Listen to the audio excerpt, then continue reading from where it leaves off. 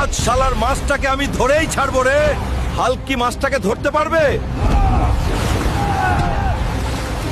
হাল্কের বাড়িটা ভেঙে মুছড়ে ফেল। আমাদের উপর দয়া করুন অফিসার, আমাদের যাওয়ার আর কোনো জায়গা নাই।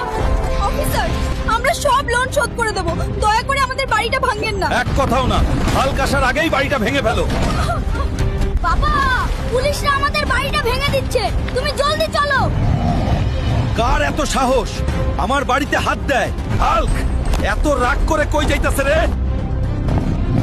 আমার বাড়ি ভাঙতাছে রে, আমি আইতাছি।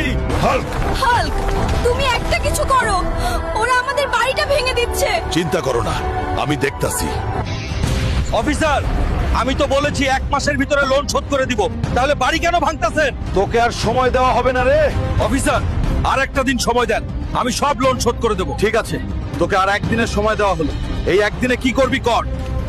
এই মাছটা আজকে বাজারে বিক্রি করে বাড়ির সব লোন শোধ করে দিব। ঠিক আছে, বাজারে যাও, জলদি বাড়িতে এসো। ওরে বাপ রে, হাল্ক এটা কি আনলো রে বাজারে? কাকু, এই মাছটা আজকে বিক্রি করব, ভালো দাম দিলে আপনার কাছেই দিব। এবার মাছটা কাঁধে তুলে দে রে হাল্ক। বাড়িতে নিয়ে কাকির সাথে মজা করে মাছ ভেজে খাও, যাও। হাল্ক গেল বাজারে মাছ বিক্রি করতে, মাছ বিক্রি করে টাকা আনতে পারবে কিনা।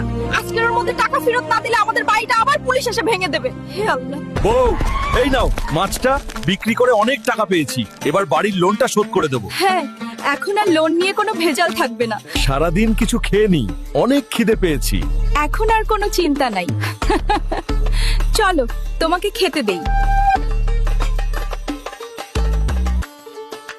খাও, পেট ভরে খাও। শালা, পুলিশ যদি আবার বাড়িতে আসে, টাকাগুলো ওর মুখের মধ্যে সুরে দিও। আমি হাল্ক আপনাদের সবার জন্য প্রার্থনা করছি, এই ভিডিওটি লাইক করুন, চ্যানেলটি সাবস্ক্রাইব করুন। আপনার ইচ্ছা 2 দিনের মধ্যে পূরণ হবে। হাল্ক সব সময় আপনার সাথে আছে।